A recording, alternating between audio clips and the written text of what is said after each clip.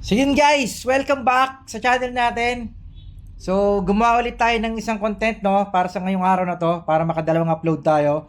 So nakapila kasi guys yung mga content natin. How to reach 20k attack.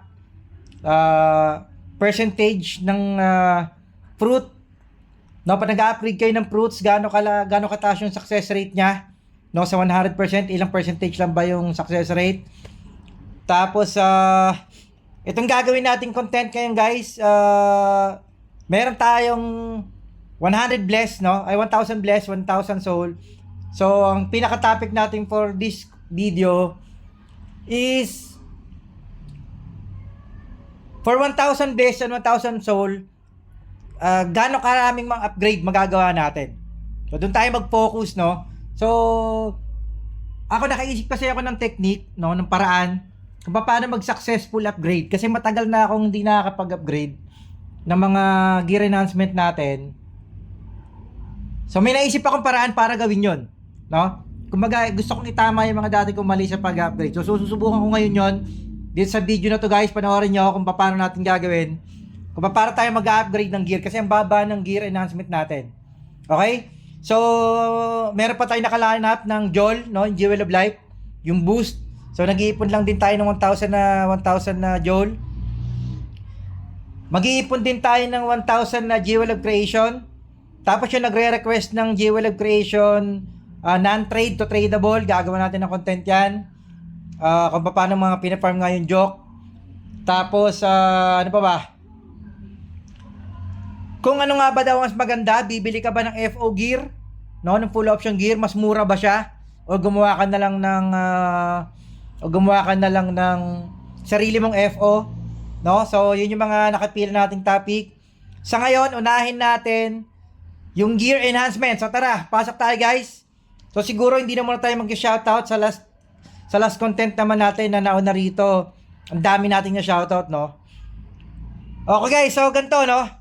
Meron tayong eto, kita nyo guys, 1,000 Jewel of Bless. Ayan, no? Jewel of Bless, meron tayong 1,001 pieces. At meron tayong 1,070 na Jewel of Soul. So, bili muna tayo ng maraming Jewel of Chaos din para sigurado. So, Jewel of Chaos. Ito, bili tayo. So, ayan. So, tara. Isa pa. Baka mabili. Teka, tingnan natin. So, 296 lang yung Jewel of Chaos natin. So, kailangan natin bumili pa. Okay, 99. So, isa pa. So, yan. Okay na siguro yan, no? So, yun guys. Ang unang tip ko, no? Tingnan nyo guys, ang baba ng mga ano natin, no? So, more than sa atin, halos nasa 33 to 30 tayo. Okay, so magpo-focus tayo ngayon sa weapon natin. Okay? So, susubukan natin kung ilang Jewel of Bless at ilang Jewel of Soul ang mauubos natin para ma-upgrade natin yung weapon natin from 33 or 34 to 37. Kailangan kasi guys, kapag nag-upgrade kayo, kunin nyo yung apat na yon, no? Kasi halimbawa, nag-upgrade kayo ngayon, 34 to, 35, 36, halimbawa. Kapag nabasag kasi guys ng 37, 37 yun na nabasag pa, babalik ulit siya sa 33. Para lang to sa mga hindi pa nakakaalam sa new player, no? So, ganun mag-upgrade. Ngayon, bakit ako nag-34? Since wala pa ako pang upgrade hanggang pang 37, ginawa ko, kung 33 kasi yan, kahit mabasag yan, hindi man siya mag-34, babalik lang siya sa 33. So, ginawa ko lang 34 para, ano yun, madagdagan lang yung attack, tapos play safe din. So, ngayon, gagawin natin, i-upgrade natin to to 37. Tignan natin kung gaano karaming Jewel of Bless ang mauubos natin at Jewel of Soul. Kasi ang sinasabi nga ng iba, yung iba guys, umuubos sila ng 1,000, minsan hindi man lang sila nakakapag-upgrade ng isang range. Ng isang perfect, ng mula 33 hanggang 37. Kasi apat na level lagi ang kailangan mo eh. Para maging safe. Okay, so mula 33, dapat 37 yung kasunod. So itong level natin yung 34, pwede natin itong maging 38. Ang tanong, gaano karami yung uubusin natin? So ang ginawa ko, nag-ipon ako ng 1,000 Jewel of Bless, Jewel of Soul, para sa content na to. Okay? So tara. So unang tip ko, ako para sa tip ko rin sa inyo, na pag mag-upgrade kayo, guys, siguraduhin yung hindi kayo lag. Number 1 yon, lahat ng ginagawa nyo dito sa MU Monarchy, dapat hindi kayo talaga lag. Kasi pag lag kayo, yun yung numero unong kalaban nyo. Okay? Pangalawa guys, siguro mas maganda pumesto kayo sa map na wala masyadong tao. Kasi nakakadagdag lag yun. Tulad to. Itong Laurentia kasi masyadong maraming ano dito eh.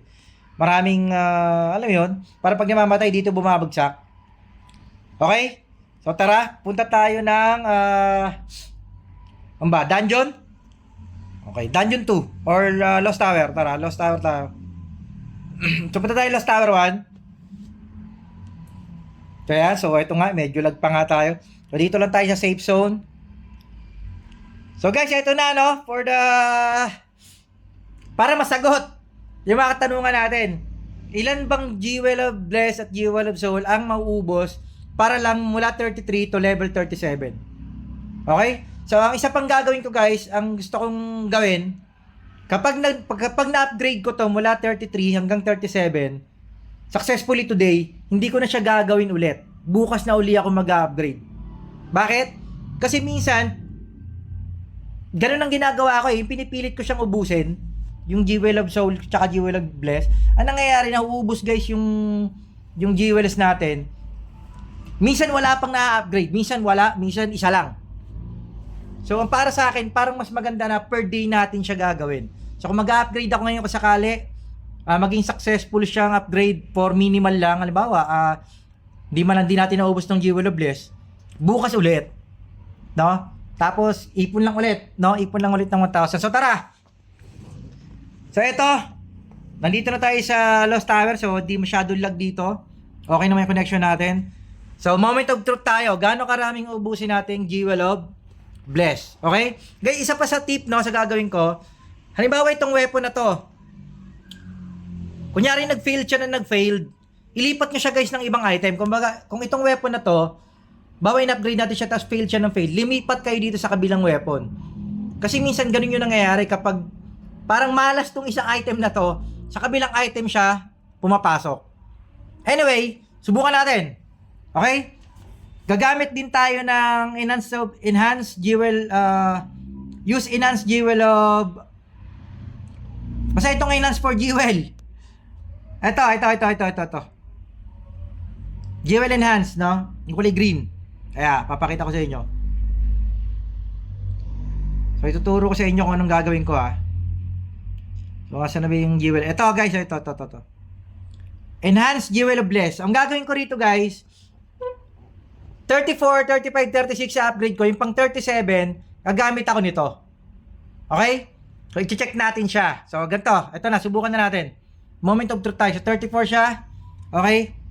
So, failed. 35. Balik tayo sa 33. So, ito na yung totoo. 33 na siya.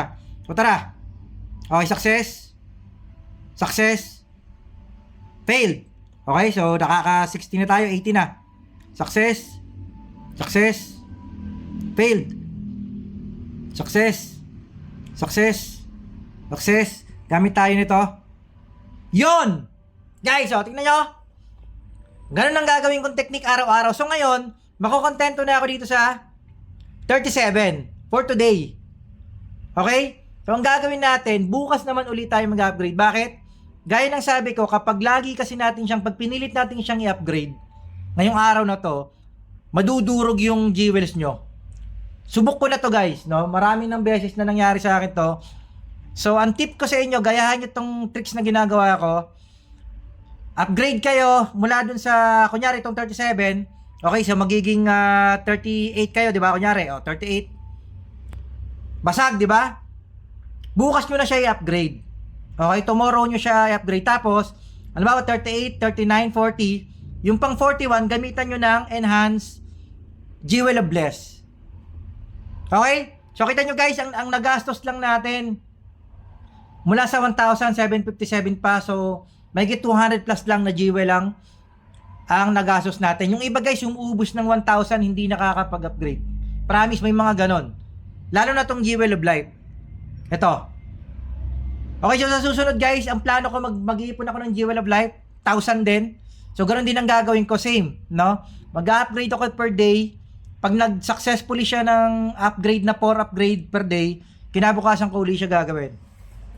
Okay? So, sana makatulong sa inyo guys yung tip na to sa pag-enhance, no? Guys, napakahirap isa to sa napakahirap gawin sa laro na to.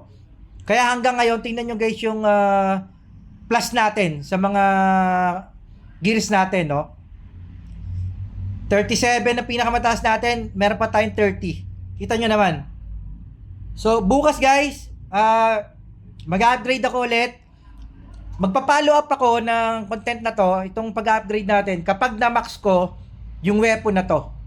Okay, so pag na-max, gagawa ulit tayo ng content para makita nyo kung ilang days ba, no, bago natin na-max yung isang weapon.